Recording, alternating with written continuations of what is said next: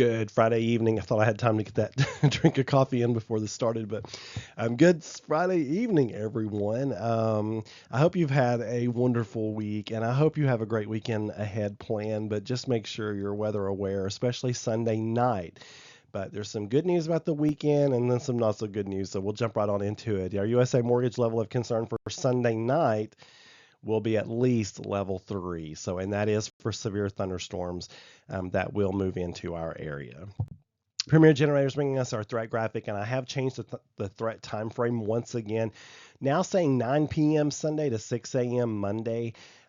If there's more adjustments to this timing, I would foresee that being bumping that up to maybe midnight to 9 a.m. Monday. So just to sort of give you a hint at where I'm kind of leaning with the time frame, going later Sunday night and including more of the morning hours on Monday. But for right now, I feel pretty good about 9 p.m. Sunday to 6 a.m. Monday, but do stay tuned for adjustments to that. I did increase the tornado potential in this update, just looking at the latest data that's rolled in. And not just the latest data, but the data that's been rolling in consistently for the last several days. Our threats just continue to increase.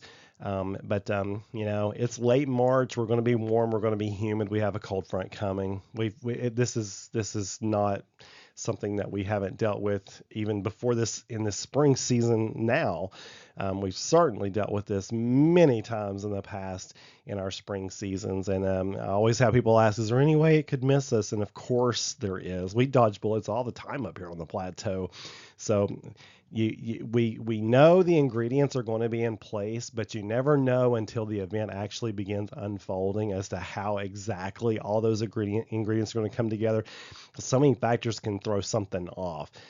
You get some prefrontal rain and storms. Sometimes those stabilize the atmosphere. Sometimes that's your roughest ride is when those things develop ahead of the line.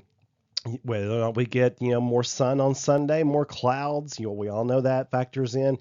My goodness, there's just so many. Do thunderstorms develop across the deep south and cut us off from the Gulf as much as we could be? I mean, we just have to wait until things kind of evolve during the afternoon, evening on Sunday to see just how this stuff's going to come together. But it's wonderful that we have the technology to be able to tell you that we know the ingredients are going to be in place, and so we can prepare.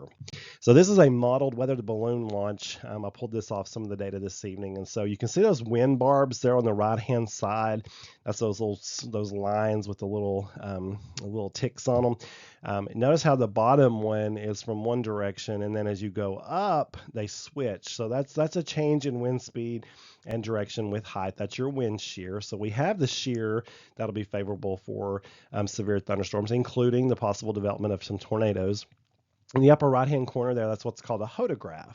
And that's the path the weather balloon will take when released. So we always look for that for curvature. So you see how the red line part of that curves?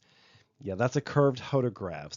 That again supports the notion that our atmosphere will be capable of producing tornadoes. So there's some things we keep an eye on, and then we looked at that. I won't go into the rest of this because we'll do a meteorology lesson on that someday. but anyway, I tell you all this to tell you that this is just some of the things we look at that convince us that there will be the potential for severe thunderstorms, especially Sunday night. And this is the upper level map. This is your jet stream stuff. So I'll show those two arrows there, looking at the winds kind of diverging aloft above us, and that just increases what we call lift. So the ability of the air to rise. And of course, you have to get that rising air to get rain, and then of course thunderstorms.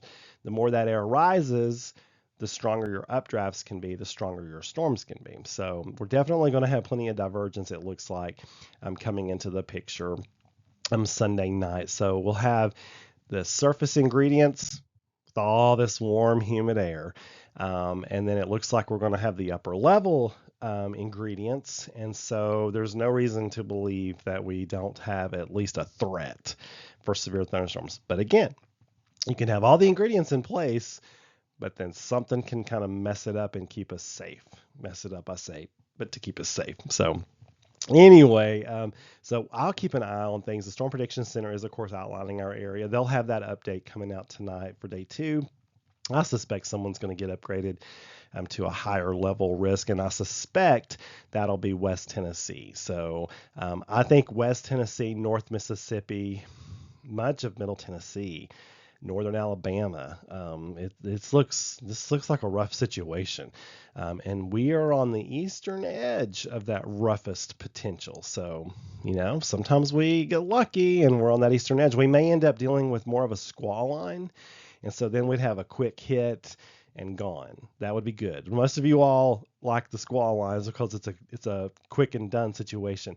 It's those supercells that can develop out ahead of these systems that lead to several hours of concern and watching these supercells. The good thing about supercells is that you can track it for a long time.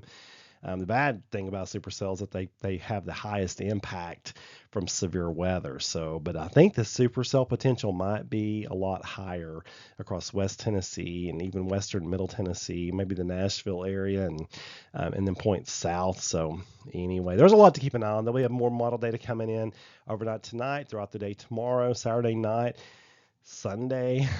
So I'll be watching it all very, very, very closely. Nothing to panic about. Just make sure you know your severe weather safety plan. We've been through this before already this season, so make sure your weather radio is working. Hit that weather button. If you can hear it talk plainly, then everything's good. If it's real staticky, you might want to move it around to another location, and let me know if you're having any issues with that radio. We can get those taken care of before Sunday night. And get that resolved. So you folks have a wonderful evening and keep looking up. I'll have special updates throughout the weekend and I'll have that full forecast first thing in the morning. You all take care.